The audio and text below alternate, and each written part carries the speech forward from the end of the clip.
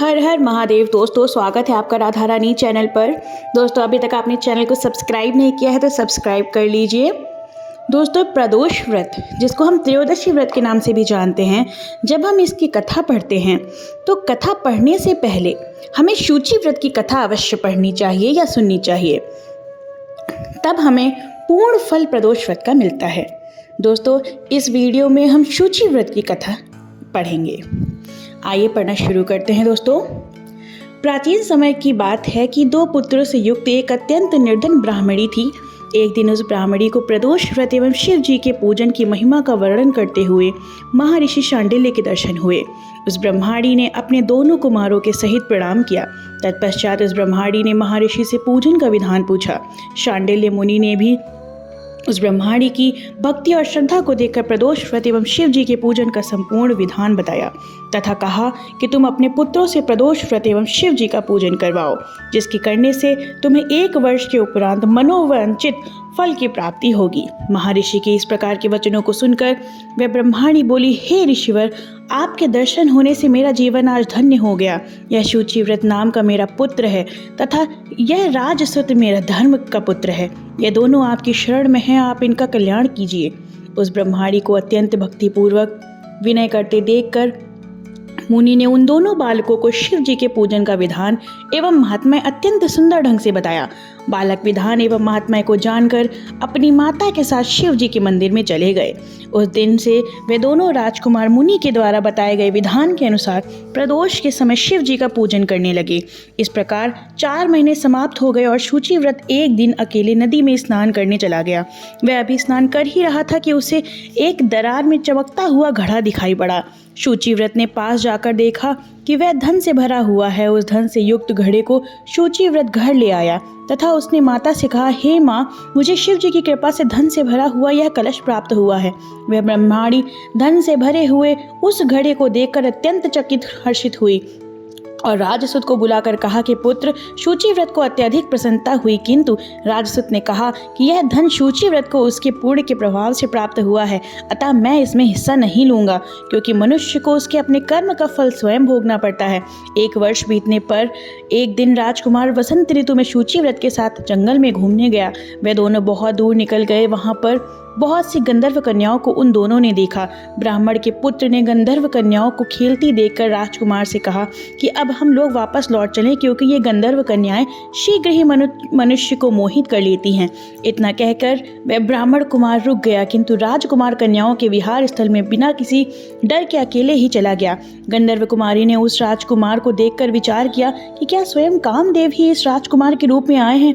ऐसा विचार कर गंधर्व कुमारी ने अपनी सखियों से कहा कि निकट के वन से विभिन्न प्रकार के फूलों को चुन लाओ, तब तक मैं यहीं रुकी हुई हूँ।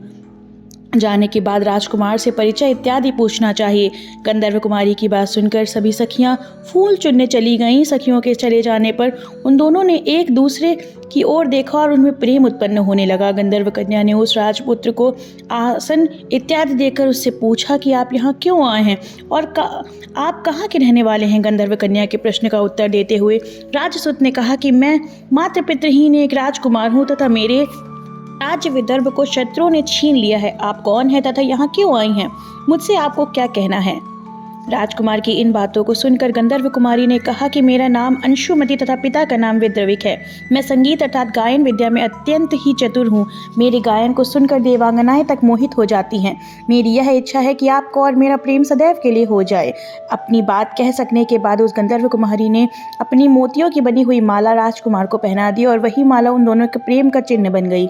इसके बाद राजकुमार ने उस गंधर्व कन्या अंशुमति से पूछा कि आपका निर्वाह मुझ जैसे राजविहीन के साथ कैसे हो सकेगा? आप क्या बिना अपने माता पिता की आज्ञा लिए ही मेरे साथ चल सकेंगी? राजकुमार की यह बात सुनकर अंशुमति ने कहा कि मैंने अपना पति आपको मान लिया है, अतः आप परसों के दिन सुबह तक यहाँ आ जाएं। इतना कहकर वह गंधर्व कुमारी अपनी सखियों के साथ अपने घर चली गई तथा इधर राजकुमार भी ब्राह्मण के पुत्र के पास आकर गंधर्व कन्या के साथ हुए वार्तालाप को सुनाया।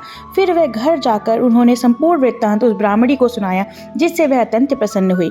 गंधर्व कुमारी का विवाह कैसे हुआ, ये जानते हैं कि राजकुमार शुचिव्रत के साथ अंशुमति के द्वारा कहे हुए समय पर उसी जंगल में गया जहाँ गंधर्व राज विद्रविक पहले से ही वहाँ कन्या के सहित उपस्थित थे।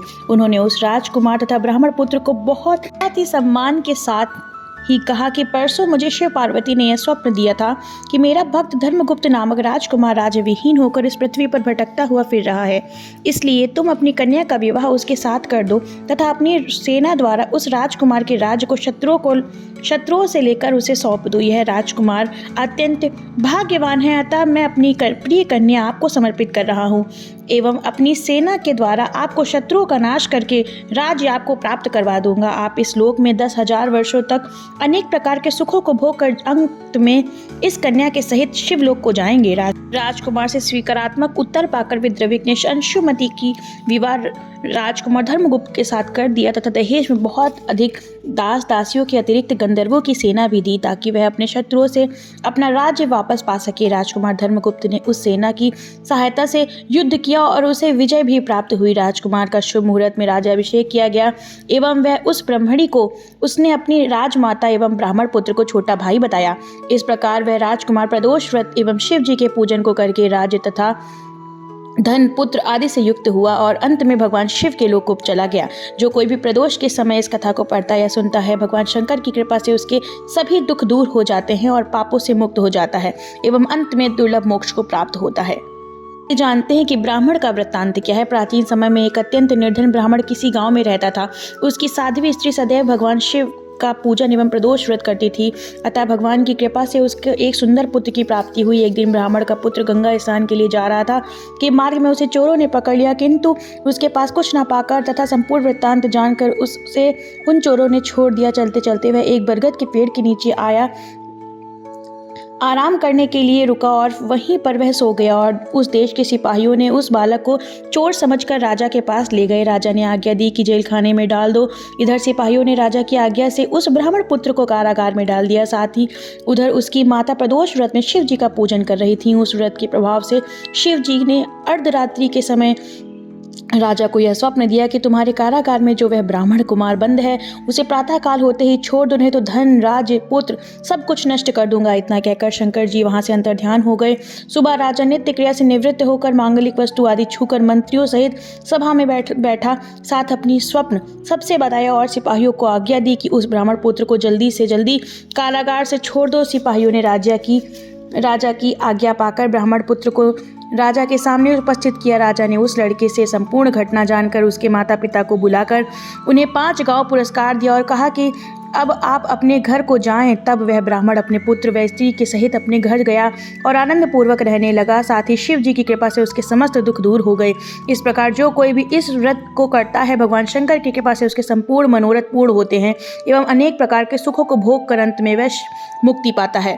शुचि व्रत की कथा समाप्त हुई। दोस्तों, हर हर महादेव। दोस्तों, भगवान करे आपकी सारी मनोरथ पूर्ण हो। चैनल को सब्सक्राइब करिएगा, वीडियो को लाइक करिएगा, शेयर करिएगा। राधे राधे।